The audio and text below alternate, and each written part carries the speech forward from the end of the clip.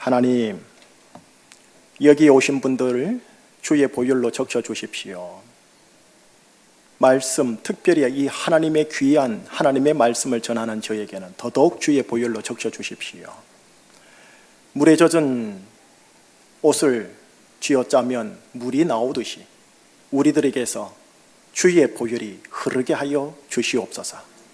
이 자리 나올 때 근심, 염려, 불안, 잠 못 이름, 이 모든 것들 잠시 거룩한 망각이 있게 하여 주옵시고, 심령의 눈과 귀를 열어주사 아버지의 음성 예수 그리스도 그분이 나에게 생명과 영생으로 들어오게 하여 주시옵소서. 예수 그리스도 이름으로 기도합니다. 아멘. 지난주 설교 제목 기억나십니까? 바벨 도시 속에서 하나님의 상속자가 된다라는 설교 제목을 함께 나누었습니다. 우리가 사는 이 시대에요, 바벨 도시, 바벨 문화입니다. 이 속에서 하나님의 상속자인 그리스도인 여러분들이 살아가고 있는데, 우리들에게 마지막 날 상속자로서 하나님이 예비하신 큰 유산과 영광이 있지만 이 땅에선 현재의 고난도 있습니다. 함께 그렇게 나누었습니다. 아들들은 곧 상속자로서, 상속자란 의미에는 두 가지를 받는다라는 의미가 있어요. 마지막 날 큰 영광을 받는다라는 것과, 그러나 이 땅에서는 현재의 고난을 받는다라는 것, 이것을 지난주에 함께 나누었습니다. 갈라디아서 강의 시리즈를 하다 보니 연이은 본문을 오늘 또 선택을 했는데, 오늘 설교 내용도 지난주에 연이은 내용입니다. 그런데 관점이 조금 달라요. 설교 제목에 이미 힌트가 주어져 있어요. 강한 자의 사회에서 그리스도를 본받는다라는 이 명제를 가지고 오늘 본문을 함께 좀 나누게 해요. 두 가지입니다. 강한 자의 사회라는 이 단어와 그리스도를 본받는다라는 이 두 단어, 이 두 의미를 오늘 본문 속에서 한번 상고하고 여러분 축도 받으시고 강한 자의 사회 가정으로 들어가시면 되는 겁니다. 먼저요, 이 두 가지 중에 두 번째 거예요. 그리스도를 본받는다라는 이 단어를, 이 명제, 이 문구를 생각해 볼게요. 오늘 본문 12절이죠. 12절부터 시작되었으니 12절 읽겠습니다. 시작. 형제들아, 내가 너희와 같이 되었은즉 너희도 나와 같이 되기를 구하노라. 너희가 내게 해롭게 하지 아니하였느니라. 내가 너희와 같이 되었은즉 너희도 나와 같이 되어다오 라는 사도 바울 선생님이 초대교회 갈라디아 교회 교우들에게 청하는 말입니다. 아니, 신앙 고백으로 얘기할게요. 하나님께서 사도 바울을 통하여 오늘 제주충신교회 교우 여러분들에게 요청하는 대목입니다. 바울이 갈라디아 교인들에게 너희도 나와 같이 되기를 구하노라, 이 말씀이 뭘까요? 목사 되기를 원하노라, 선교사 되기를 원하노라, 24시간 선교의 사명 복음 전파만 하거라, 이런 말은 아닐 거예요. 오늘 이 말씀을 제가 읽으면서요, 이 말씀 구절과 비슷한 고린도 전서에 있는 말씀이 바로 연상으로 떠올랐어요. 그래서 고린도 전서 11장 1절을 자막을 통해 한번 읽어보십시다. 같이요. 내가 그리스도를 본받는 자가 된 것 같이 너희는 나를 본받는 자가 되라. 사도 바울께서 고린도 교회 교우들에게 자신을 본받으라 라고 합니다. 그리고 오늘 본문에서는 갈라디아 교회 교우들에게 나와 같이 되기를 구하노라 라고 했고요. 나 바울과 같이 되기를 구한다, 이 말은 결국 바울이 그리스도를 본받는 자가 된 것 같이 너희들도 그리스도를 본받는 자가 되거라 라는 하나님의 말씀입니다. 하나님은 사도 바울을 통해 갈라디아 교회 교우들이 그들의 삶의 정황이 어떠하든 처소가 어떠하든 그리스도를 본받는 광야 여정 가기를 원하신다는 거죠. 여러분들의 제주 광야 여정이 어떠하든, 어떤 가정적, 직장적 상황이든 그리스도를 본받는 자의 광야 여정을 하나님이 가기를 요청하시는 거예요. 이 12절이요 19절하고 연결이 되어져요. 자, 19절 같이 읽어볼게요. 나의 자녀들아 너희 속에 그리스도의 형상을 이루기까지 다시 너희를 위하여 해산하는 수고를 하노라. 여기서 두 단어를 먼저 설명을 할게요.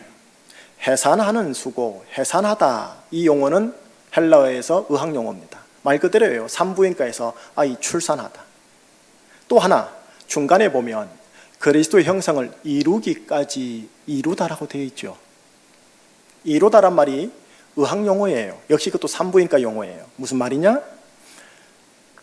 엄마의 아내의 자궁 속에 아이가 잉태되어 태아가 성장하다. 이 용어예요. 하나님이 지금 생명과 관련된 의학 전문 용어 두 개를 사용하셔요. 갈라디아 교회 교우들아, 너희 한 사람 한 사람 속에 그리스도의 형상을 이루기까지 내가 해산하는 수고를 하겠노라. 여러분, 생명과 관련해서 가장 중요한 시점이 언제냐 하면 바로 잉태와 출산이에요. 잉태와 해산이요. 잉태와 출산으로 인생이 시작됩니다. 희노애락이 시작되고 보람, 성공, 성취가 시작되겠지요. 그런데 이게 신앙 세계에서도 똑같습니다. 내가 예수 그리스도를 믿음으로 인해 내 속에 여러분이 알든 모르든 그리스도의 형상의 씨앗이 심어져 잉태됩니다.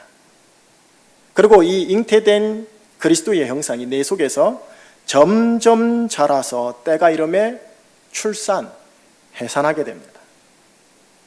그래서 이렇게 출산하는 이 모습이 내 속에서 출산하는 게 바로 내 자기 의가 아니라 그리스도를 출산한다는 거죠. 그리스도를 본받는 자가 된다 함은 내 속에 그리스도의 형상을 이룬다 함이요. 그리스도의 형상을 이룬다 함은 내가 내 삶에서 그리스도의 모습을 보인다 함이요. 내 모습에서 그리스도가 드러난다 함인 겁니다. 신앙생활이 길수록, 그리고 신앙생활 가운데 봉사의 직무나 교회의 직분이 이렇게 다양하게 올라갈수록 우리가 교회의 직무적인 기능이나 봉사의 역할을 잘 해야 하지만 그보다 신앙세계 속에선 교우들에게 그리스도를 보임과 그리스도를 드러냄이 훨씬 더 커야 합니다. 여러분들이 지금 육의 눈으로 목사를 보고 있지 않습니까? 목사, 교회의 직무적인 기능과 목양적인 역할을 능수능란하게 잘 해야 하지만 교우들에게 그리스도를 보임과 그리스도를 드러냄을 훨씬 크게 보여줘야 합니다. 연이은 우리 장로님들 마찬가지입니다. 직무적인 기능과 봉사적인 역할도 잘 해야 하지만 신앙생활 속에서 그리스도를 보임과 그리스도를 드러냄을 훨씬 더 잘하셔야 합니다. 중직자 동일합니다. 모든 성도들 역시 동일합니다. 여러분이 스스로 이해할 게 하나가 있습니다. 신앙생활이란, 교회생활, 예배생활, 봉사생활이란 그리스도를 본받는 현장이요, 자기 의가 아닌 그리스도의 모습을 보임과 드러냄을 위한 장이다. 이것을 잡으셔야 합니다. 여러분, 이게 가정에서도 똑같이 적용됩니다. 가정 역시 마찬가지로요, 아빠라는 자의 본성, 엄마라는 자의 육의 본성, 이 두 육의 본성을 여과 없이 자녀들에게 드러내 보이고 나타내는 장이 가정이 아니라 아빠와 엄마가 그리스도를 본받아 감으로써 그리스도를 보이고 그리스도를 드러내는 장이 가정이라는 장입니다. 그러니 가정은 혈육의 개념이 아닙니다. 혈육의 개념을 포함하되 신앙의 개념, 영의 개념입니다. 여러분, 우리는 그리스도인입니다. 한문으로 말하면 기독인, 영어로 말하면 크리스찬. 성경에 우리를 그리스도인이라고 사도행전에 기록을 해놨습니다. 그리스도인 뜻이 뭐냐 하면 그리스도를 따르는 자입니다. 그렇다면 여러분과 저의 모든 가정적, 세상적 삶의 정황은 다르겠지만 매사 공통적으로 물어야 할 질문 하나가 있습니다. 뭐냐? 그리스도라면 이 상황을 어떻게 풀어내실까?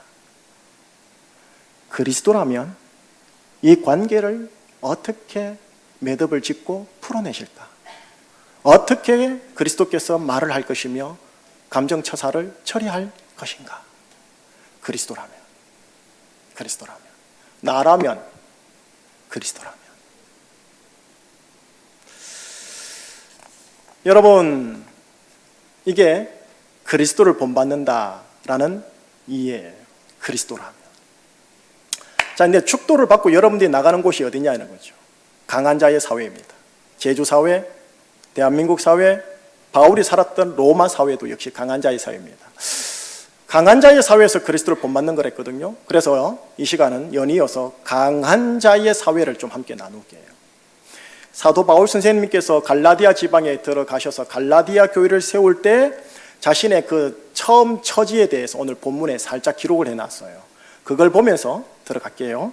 자, 13절과 14절이에요. 13절, 14절 같이요. 내가 처음에 육체의 약함으로 말미암아 너희에게 복음 전함을 너희가 아는 바라. 너희를 시험하는 것이 내 육체에 있으되 이것을 너희가 업신 여기지도 아니하며 버리지도 아니하고 오직 나를 하나님의 천사와 같이 또는 그리스도 예수와 같이 영접하였도다. 여러분 13절에 보면 제가 노란 글씨로 강조를 했죠. 사도 바울의 육체의 약함이라고요. 갈라디아 지방에 사도 바울을 통해 예수 그리스도라는 복음이 전해질 때 사도 바울의 육체의 강함으로 말미암아 전해지질 않아요. 육체의 약함으로 말미암아 전해져요. 이게 뭘 말하는지는 감을 못 잡아요. 어느 누구도. 그냥 이렇게만 적혀 있을 뿐이에요. 그런데 14절을 보면 알 수 있겠지만 갈라디아 교회로 들어오는 사람들이 바울의 육체의 약함을 업심여기지도 아니하며 버리지도 않고 도리어 바울을 하나님의 천사와 같이 그리스도 예수와 같이 바울을 영접하였다고 합니다. 자, 여기서요. 여러분, 이게 바울 당대 로마 사회에서 하나님의 은혜요, 하나님의 신비예요. 여러분, 지금 이 땅이나 로마 사회나 이 세대 사람들은 본성적으로 강함을 참 좋아합니다. 여러분, 특히 바울 시대는 로마 사회 시대입니다. 여러분, 로마 하면요, 강한 금권, 강한 군사력, 창각할 강한 자리, 그리고 강한 신체를 사모하고 취하고 권장하는 사회였어요. 강해야만 살아날 수 있는 사회가 로마 사회였었어요. 또한 사람들은 강한 카리스마와 능력 있는 리더십에 혹 하고 끌려갔었어요.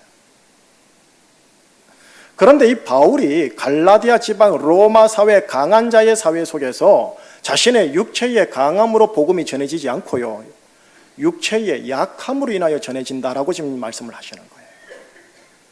예, 사도 바울은 평생토록 이 육체의 약함으로 실은 고생하십니다. 갈라디아 교회를 세운 이후에 나간 교회가 고린도 교회거든요. 여러분, 고린도 교회에 보면은 이 표현과 또 유사한 표현이 나옵니다. 육체의 가시라는 단어를 쓰세요. 한번 그 대목을 좀 보여드릴게요. 고린도 후서 12장 7, 8, 9절입니다. 같이요. 여러 계시를 받은 것이 지극히 크므로 너무 자만하지 않게 하시려고 내 육체의 가시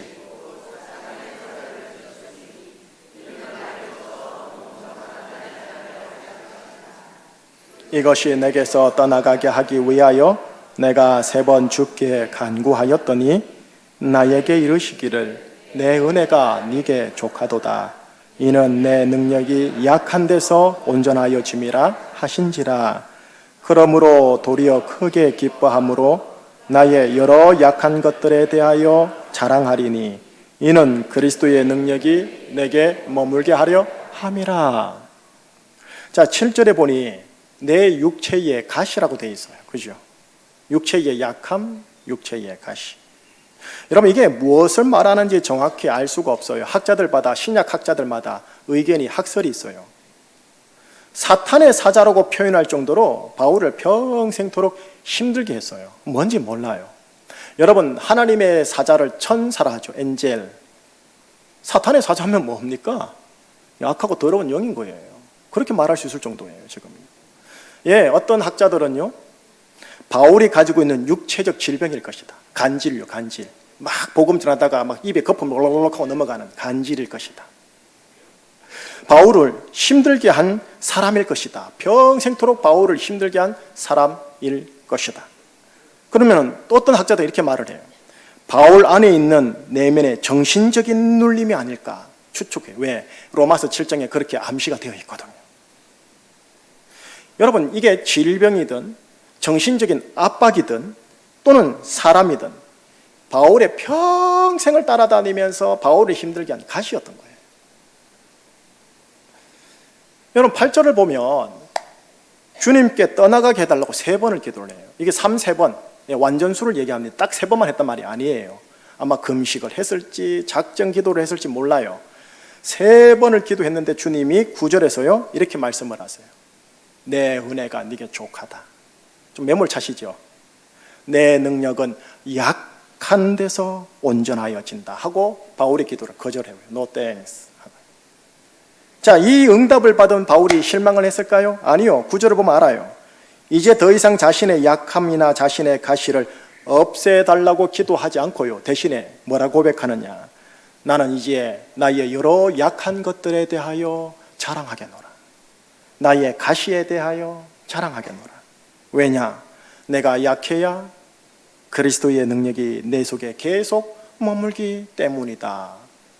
이런 이상한 말을 하세요. 아니, 내가 강해야 그리스도의 영광의 능력이 강하게 드러나는 거 아닙니까? 예, 이게 무슨 말이냐? 설명 바로 해드릴게요. 여러분, 사람은 자고로요, 자기 성격, 자기 체질이 강하면 자기 의지하게 돼 있는 겁니다. 그 사람에게 돈이 강하면 돈을 의지합니다. 그 사람에게 건강이 강하면 그 사람은 건강을 아주 신뢰합니다. 주먹이 세면 내 주먹을 믿지 라고 합니다. 사회에 줄과 백이 강하시면 그 사람은 언제나 줄과 백을 먼저 의지하십니다. 사람은 강한 것을 의지하기에 자기를 의지할 수 있도록 하기 위해 자기를 강화시키고 자기 개발하는 것을 엄청나게 합니다. 또 주위 사람들도 마찬가지예요. 사람들은 저마다 자기보다 더 강한 사람을 바라보는 경향이 있습니다. 강한 사람을 바라보고 그의 측근이 되어 그의 그늘 아래서 그가 주는 그늘과 과실을 먹으려고 합니다. 그 사람은 참 카리스마가 있는 리더십을 가지고 있어 라고 하면서 그를 죽여 세우면서요. 그죠? 이게 세상이거든요. 자, 이 관점에서 바울을 볼게요. 바울 선생님을요. 바울, 이분은 예수 믿기 전 어떤 분이었느냐? 스데반을 죽였고 교회를 핍박하면서 이것이 하나님을 섬기는 예법입니다 라고 하면서 자신의 강한 열정으로 구약의 여호와 하나님을 섬겼던 분이십니다. 이런 바울 성량을 우리 주님은 잘 아셨어요. 그래서 이 바울에게 예수를 믿은 이후 초창기 때부터 바울에게 육체의 가시와 육체의 약함을 허락하십니다. 이게 사단의 사자라 불릴 정도로 복음 전파에 있어서는 치명적인 것을 그에게 붙여줘 버려요. 왜요? 왜 그러냐? 그렇게 해야 바울이 하나님이 나의 열정을 사용하셔 라는 자기 영웅의식과 카리스마 의식에 빠지지 않으니까요. 그리스도를 향한 나의 의지, 그리스도를 향한 나의 열정, 그것을 의지하지 않고 내가 약하지만 내 속에서 역사하는 그리스도의 능력만을 의지하도록 하기 위해서 주님은 일부러 선교 초창기 때부터 내내 바울에게 사단의 사자라 불릴 만한 육체의 가시, 육체의 연약함을 허락하십니다. 갈라디아 이 교회의 전체 사도행전의 초창기 때거든요. 예, 바울이 주님의 이 오묘한 섭리를 간파한 거예요. 깨달은 거예요.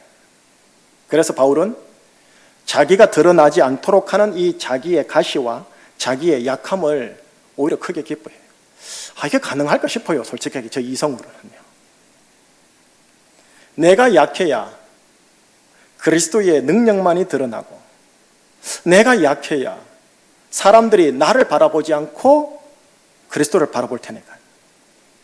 내가 강하면 사람들이 나를 보면서 짱 강한 카리스마 있는 지도자야 라고 할 테고, 바울이라는 사람과 영웅을 바라보지 진짜 영웅 되시는 예수 그리스도를 바라보지 않을 테니까요.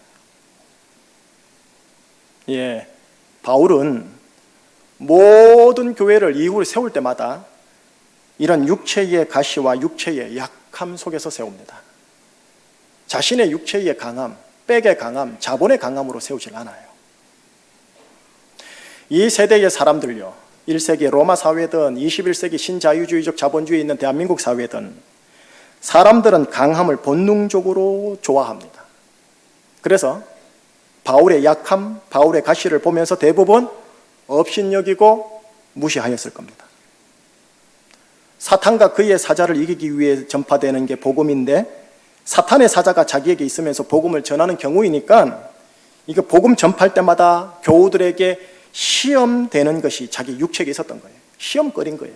그래서 오늘 본문 14절에 너희를 시험하는 것이 내 육체에 있구나. 생각해봐요. 말씀을 전하는데 목사가 간질병 걸려가지고 하고 넘어져 봐요. 어떻게 되는가. 예수님은 치유의 능력의 예수님이십니다 라고 하는데 본인이 버르륵 하고 넘어져 봐요. 너희를 시험하는 게 내게 있구나. 그런데 참으로 은혜요 신비한 게 뭐냐 하면, 강한 자의 사회인 로마 사회 안에서 이런 바울의 육체의 약함을 상관하지 않고 바울이 전한 복음을 받아들인 자들이 있었다라는 게 신비고 은혜인 거예요. 바울이 육체의 가시와 약함을 가지고 있었어도 바울을 무시하지 않았고, 바울을 저버리지 않았고, 그리스도 예수와 같이 하나님의 천사와 같이 바울을 영접한 사람이 세상에 그때 있었다라는 거예요. 바로 그런 자들이 바울에게 모여 갈라디아 교회 교우들이 된 거고 초대 교회가 되었던 거예요. 이게 신비고, 이게 은혜고, 이게 역설인 거예요. 강한 자의 사회에서. 예, 강한 자의 사회, 로마 사회에서 교회는, 초대 교회는 이렇게 세워지고 교인들은 이렇게 탄생했어요. 사람, 조직, 돈, 마케팅, 홍보, 자리, 줄, 백의 강함에 매우게 되어 예수 그리스도를 영접하고 교회가 세워진 게 아니었어요.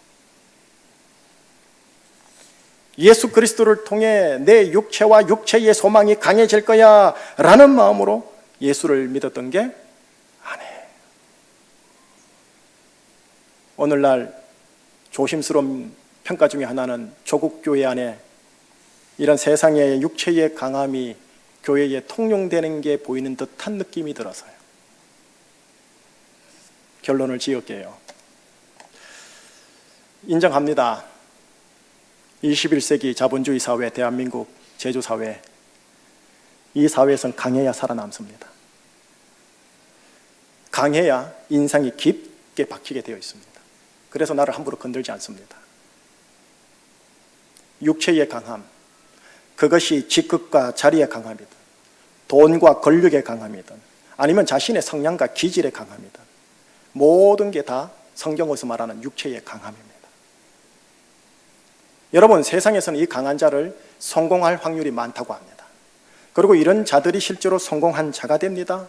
카리스마 있고 능력 있는 자라 우리는 칭해줍니다. 로마 사회로 돌아가 볼게요. 로마 사회 역시 오늘날의 대한민국 사회 그 이상으로 강한 자가 살아남는 사회였습니다. 그런데 거기에 바울이 있었습니다.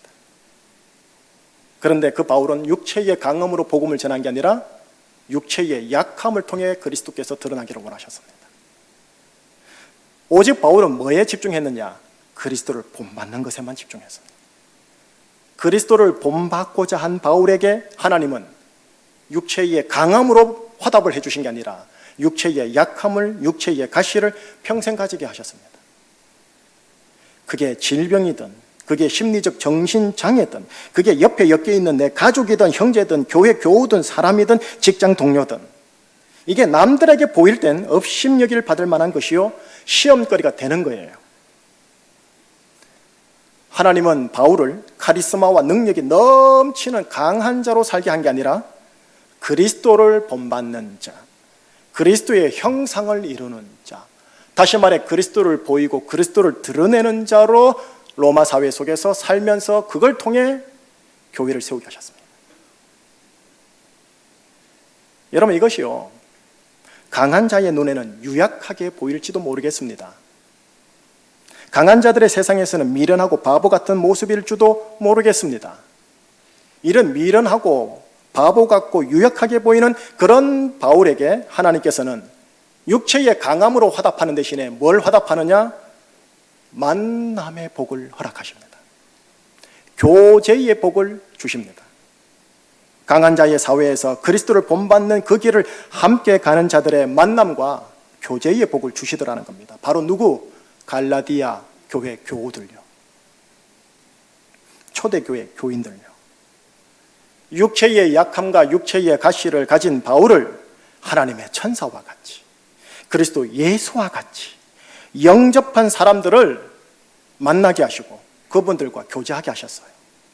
15절에 보면 이렇게 돼 있어요.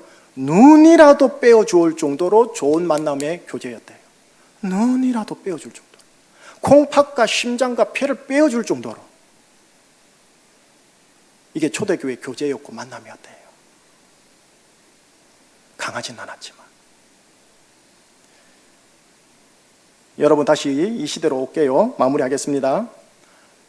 육체의 강함으로 무장된 강한 자의 사회에서 하나님은 우리를 부르셨습니다. 지난주엔 상속자로 불러서서 고난받기를 원하셨고요, 오늘은 그리스도를 본받는 자로 우리를 부르셨대요. 그리스도를 본받는 자로. 자, 그리스도를 본받는 게 뭘까요? 바로 이런 겁니다. 우리는 그리스도처럼 선함으로 강하셔야 합니다. 도끼나 쓴물로 강하지 마시고요, 선으로 악을 이길 수 있도록 선함으로 강해야 합니다. 그리스도처럼 온유함과 인내로 강하셔야 합니다. 그리스도처럼 지혜와 명철과 아가페 사랑으로 강해야 합니다. 이건 육체의 강함과는 다른 강함으로 그리스도를 본받는 자가 취해야 할 강함입니다. 물론 세상 사람들에게는 이게 오히려 유약함으로 보일지도 모르겠어요. 유약함으로. 아이고, 저렇게 미련해가지고 라고요. 그러나 바로 그런 자들, 그리스도를 본받고자 하는 자들에게 하나님은 뭘 주느냐? 만남의 복을 주시고 교제의 복을 주십니다. 무슨 교제, 무슨 만남? 서로의 육체의 약함을 보면서도 시험 들지 않고 업심여기지도 않고 서로가 서로를 대할 때 그리스도를 대하듯이, 하나님의 천사를 대하듯이 대하는 만남과 교제의 복이요. 이게 조직 사회 속에서 이권이 있고 헤게모니가 있고 수익이 있는 곳에서 가능할까요? 아니에요. 가정과 교회에서만 가능한 이야기입니다. 부부끼리 육체의 약함과 가시가 보여도 시험 들지 않고 업심여기지 아니하는 가정 공동체, 교회 공동체, 바로 가정과 교회라는 공간과 현장에서만 가능한 이야기입니다. 우리의 가정과 우리의 교회를 이렇게 공세해가면서 만들어가기를 축복합니다. 지난주 바벨 사회였습니다. 이번 주 강한 자의 사회입니다. 이 속에서 하나님의 상속자로서 받아야 할 고난, 부담은 되지만 받아낼 수 있는 용기가 있기를 축복하고요, 또한 그리스도를 본받는 자의 삶을 살아가시기를 축복합니다. 또한 이렇게 살아가는 자들과의 만남의 복과 교제의 복이 교회 안에, 순모임 안에, 여전도의 남성교회 안에, 각 부서 안에 있기를 축복하고요, 여러분들의 부부가 이런 만남 되고 여러분들의 가족과 형제들이 이런 만남 되고 이런 만남을 만들어 가시기를 주의 이름으로 축복합니다. 기도하시겠습니다. 하나님, 예수 그리스도를 믿음으로 말미암아 우리가 예수 그리스도를 본받는 자의 삶을 살아가도록 부르셨습니다. 이 삶을 살아갈 수 있도록 그리스도의 보혈로 우리를 덮어 주시옵소서. 강한 자의 사회에서 육체의 약함이 하대당하고 억울한 게 생길지라도 그리스도를 본받는 자의 삶을 사는 사람들과의 만남이 있게 하여 주셔서 위해주고 아껴주는 가정 부부, 또한 순모임, 또한 교회 성도들과의 만남과 교통이 되게 하여 주옵소서. 예수 그리스도 이름으로 기도합니다.